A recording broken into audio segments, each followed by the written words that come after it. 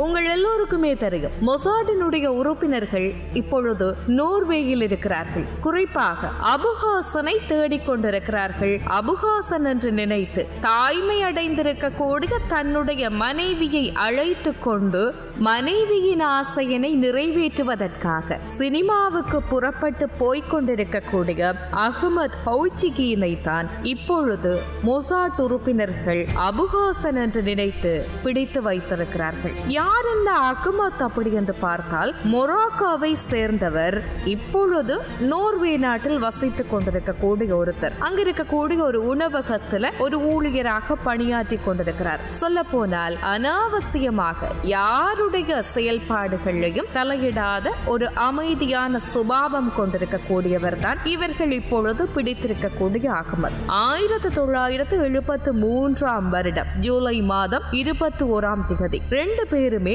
கலகலப்பாக பேசிக் கொண்டிருக்கிறார்கள். தங்களினுடைய வீட்டிற்கு திரும்பிக் கொண்டிருக்கிறார்கள். அப்பொழுதுதான் அவர்களுக்கு முன்பதாக ஒரு கார் வந்து நிற்கிறது. ஆயுதம் தாங்கி இருக்கக்கூடிய மொசாட் உறுப்பினர்கள் அதிலிருந்து இறங்கிக் கொள்கிறார்கள். அஹ்மத்துக்கு எதுவுமே புரியவில்லை. என்ன நடக்கிறது, யார் இவர்கள், இவற்றை எல்லாம் எண்ணி குழம்பிக் கொண்டிருக்கக்கூடிய நேரத்திலேயே அவர்கள் சரமாரியாக சுட ஆரம்பிக்கிறார்கள். ஒரு சில வினாடிகள் தான். அவருடைய மனைவியினுடைய கண்ணுக்கு முன்பதாகவே அஹ்மத்தினுடைய உயிர் பறித்தெடுக்கப்படுகிறது. அவர் சுருண்டு விழுவதற்குள்ளாக வந்தவர்கள் காரில் ஏறி தப்பித்து போகிறார்கள். மொசாட் உறுப்பினர்களை பொறுத்தவரைக்கும் அபுஹாசனை கொன்றுவிட்டதாக அவர்கள் தீர்மானிக்கிறார்கள். இப்பொழுது அவர்கள் தேடிய பெருந்திமிங்கலமும் அகப்பட்டு விட்டது. மியூனிக் படுகொலைக்கான பழிவாங்குதல் இத்தோடு முடிவடைகிறது.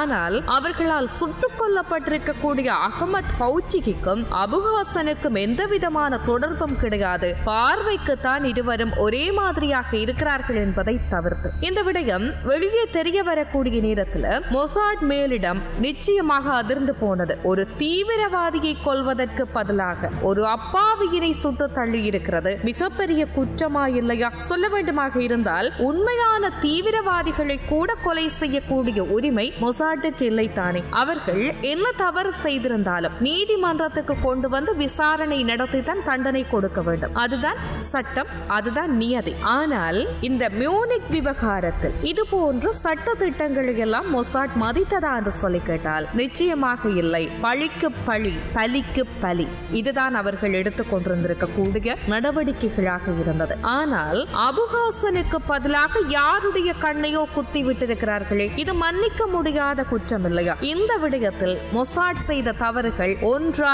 இரண்டா என்று சொல்லி கேட்டால் நிச்சயமாக முடிவிலியாகத்தான் இருக்கிறது. அந்த சொதப்பல்களால ஏராளமான அப்பாவிகளினுடைய உயிர்களும் இங்கு விலை பேசப்பட்டிருந்தது என்பது நிதர்சனமான ஒன்று. பெரிய நகரம் என்றால் எந்த விதமான பெரிய பாதகங்களையும் செய்துவிட்டு காணாமல் போய்விடலாம். சின்ன ஊர்களில் அது முடியாது இல்லையா? சுற்றி என்ன நடக்கிறது அப்படி என்றதை எல்லோருமே கவனித்துக் கொண்டிருப்பார்கள். இப்படிப்பட்ட சூழ்நிலையில ஒருவரை நடுத்தெருவில் சுட்டு தள்ளுறது அப்படி என்றது எவ்வளவு பைத்தியக்காரத்தனமான ஒன்று அப்படி என்றது எல்லோருக்குமே தெரியும். அஹ்மத்தை கொலை செய்திருக்கக்கூடிய மொசாட் உறுப்பினர்கள் காரிலிருந்து இறங்கியதிலிருந்து அஹ்மத்தை சுட்டுக் கொன்றது வரைக்கும் நேரில் பார்த்திருக்கக்கூடிய சாட்சிகள் நிறைய பேர் இருந்தார்கள். அது கூட ஒரு பக்கம் இருக்கட்டும், மொசாட் செய்திருக்கக்கூடிய மற்ற தவறு இந்த கொலைக்காக கார் வாடகைக்கு எடுக்கக்கூடிய நேரத்தில் தங்களினுடைய சொந்த பேரையே பயன்படுத்தி இருக்கிறார்கள். நோர்வே காவல்துறை பார்த்து கொண்டிருக்குமா? சுறுசுறுப்பாக செயல்பட ஆரம்பிக்கிறார்கள். ஒரே நாள்ல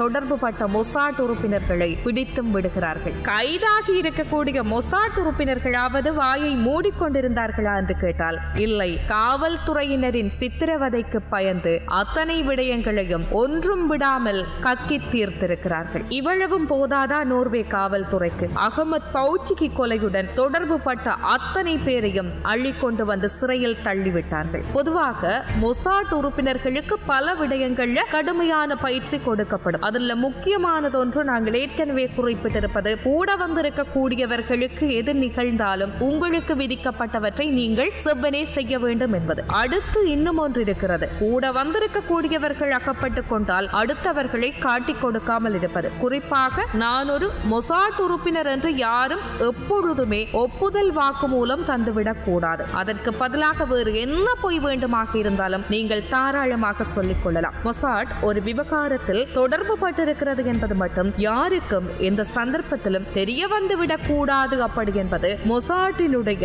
அடிப்படை வாசகம். ஆனால் அகமத்தை கொலை செய்திருக்கக்கூடிய மொசாட் உறுப்பினர்கள் இந்த ஒரு பாடத்தை மட்டும் அவர்களினுடைய கணக்கிலிருந்து விட்டுவிட்டார்கள் என்று தான் சொல்ல வேண்டும். இல்லை என்று சொன்னால் காவல்துறையினரினுடைய அடிக்கும் உதைக்கும் பயந்திருப்பார்கள் என்று சொல்லிக் கொள்ளலாம். அகமத்தை கொலை செய்தது மொசாட் தான் என்கின்ற மொத்த விபரத்தையும் அப்படியே கக்கி தீர்த்தார்கள். உடனடியாக இந்த விவகாரம் சர்வதேச பிரச்சனையாக மாற்றம் காண்கிறது. நோர்வேயில் வாழக்கூடிய ஒருத்தரை அந்த ஊர் மண்ணில் சுட்டு தள்ளுவதற்கு மொசாட்டுக்கு என்ன தைரியம்? இதற்கு யார் அனுமதி தந்தது? எல்லோருமே கத்த ஆரம்பிக்கிறார்கள். இது தவறு தவறு தவறு என்று அலற ஆரம்பிக்கிறார்கள். அத்தோடு நிறுத்தினார்களா? மியூனிக் படுகொலைக்கு பழி வாங்குவதற்காக மொசாட் ஒரு ரகசிய வேட்டை நடத்தி கொண்டிருக்கிறது என்கின்ற செய்தியும் கூடவே வெளியில் வந்துவிட்டது. இது அராஜகம், மனித உரிமை மீறல். இப்படி பத்திரிகைகள், சமூக ஆர்வலர்கள் இவர்கள் கண்டிக்க ஆரம்பிக்கிறார்கள். இது போதாததற்கு நோர்வே காவல்துறையினரிடம் சிக்கிக் கொண்டிருக்கக்கூடிய மொசாட் உறுப்பினர்கள் பேசிக்கொண்டே இருந்தார்கள். உள்ளூரில் அக்கம் பக்கத்து நாடுகள்ல எங்கெல்லாம் மொசாட் உளவாளிகள் இருக்கிறார்கள், அவர்கள் என்ன மாதிரியான வேடங்களில் ஒளிந்து வாழ்ந்து கொண்டிருக்கிறார்கள், அங்கே என்னென்ன வேடங்களில் அவர்கள் என்னென்ன திட்டங்களை எல்லாம் நிறைவேற்றி கொண்டிருக்கிறார்கள் என்று ஒன்றும் விடாமல் அத்தனை விடயங்களையும் சொல்லி தீர்க்கிறார்கள்.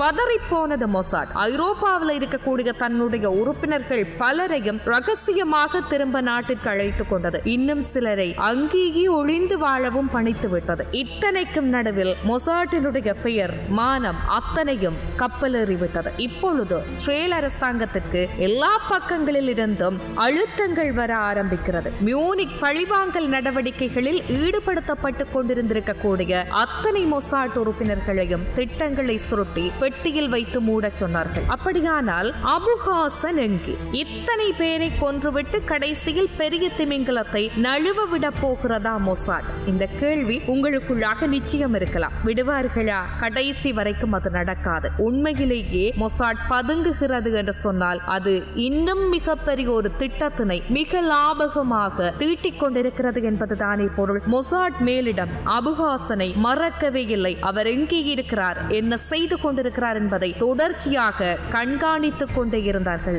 ஆனால் இந்த தடவை மிக மிக ரகசியமாக, மிக மிக கவனமாக தங்களினுடைய காய்களையும் அவதானிப்புகளையும் நகர்த்தி கொண்டிருந்தது மொசாட். அவர்கள் நினைத்தபடி அபு ஹாசன் ஒரு தப்பு செய்தார். லில்லிஹாமர் விவகாரத்தில் மொசாட்டினுடைய மூக்குடைந்திருக்கிறது. இனிமேல் அவர்களால் எதுவுமே செய்ய முடியாது என்று தனக்குள்ளாக தப்பு கணக்கை போட்டுக்கொண்டு தலைமறைவில் இருந்து வெளியே வந்தார். பாதுகாப்பு நடவடிக்கைகளை எல்லாம் ஓரமாக போட்டார். பகிரங்கமாக உலாவர ஆரம்பிக்கிறார். இதனால் அதுவரைக்கும் அபு ஹாசனினுடைய இருப்பிடம் தெரியாமல் திணறிக் கொண்டிருந்திருக்கக்கூடிய மொசாட்டுக்கு அவரே தன்னுடைய வாழ்விடம் இதுதான் என்பதை சொல்லிக் கொண்டு வந்தது போல மிக மிக வசதியை ஏற்படுத்தி கொடுத்தார். தன்னுடைய உளவாளிகளை வைத்து அபு ஹாசனினுடைய ஒவ்வொரு நடவடிக்கைகளையும் நுணுக்கமாக மோப்பம் பிடிக்க ஆரம்பித்தது மொசாட். இப்பொழுது தன்னுடைய அவமானங்களை எல்லாம் துடைத்தெறிவதற்கு தயாராகி கொண்டிருந்தது மொசாட். அப்படி என்று சொல்லி சொன்னால் அபு ஹாசனுக்கு இனி என்ன நடக்கும்? அடுத்த காணொளியில் உங்களை சந்திக்கிறோம்.